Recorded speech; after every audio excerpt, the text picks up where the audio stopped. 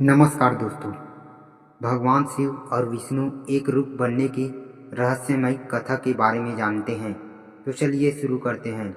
यह कथा हमें बताती है कि भगवान शिव और भगवान विष्णु, जिन्हें हम सृष्टि के दो अलग अलग रूप मानते हैं, वास्तव में एक ही ब्रह्मा तत्व के दो रूप हैं।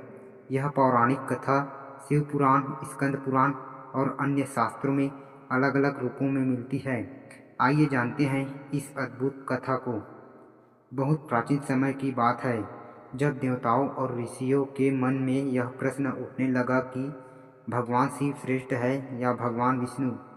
इसी प्रश्न को लेकर सभी देवता और ऋषि ब्रह्मा जी के पास पहुँचे।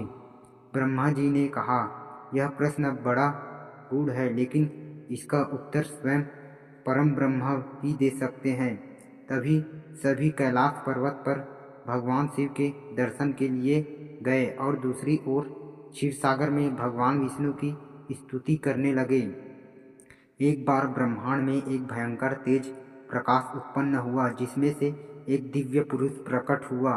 उसका एक भाग शिव का रूप था और दूसरा भाग विष्णु का। यह दिव्य रूप हरिहर कहलाया।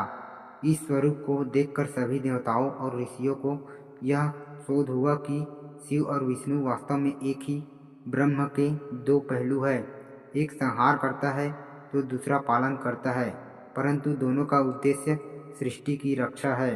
हरिहर अवतार से यह स्पष्ट हो गया कि शिव और विष्णु में कोई भेद नहीं है। जैसे जल और वाष्प एक ही तत्व के दो रूप है, वैसे ही शिव और विष्णु भी ये दोनों एक दूसरे के पूरक है।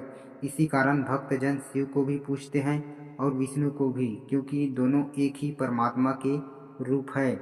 एक कथा के अनुसार एक बार भगवान विष्णु ने शिव जी की तपस्या की थी और उन्हें पशुपतिनाथ रूप में प्राप्त किया। वहीं दूसरी ओर भगवान शिव ने विष्णु जी की आराधना करके उन्हें सुदर्शन चक्र प्रदान किया। यह सिद्ध करता है कि दोनों एक दूसरे की उपासना भी करते हैं। यह कथा हमें सिखाती है कि ईश्वर एक ही है, बस उसके रूप अलग है। शिव और विष्णु में भेद करना अज्ञानता है। सच्चा भक्त वही है जो सभी रूपों में एक ही परमात्मा को देख सकता है।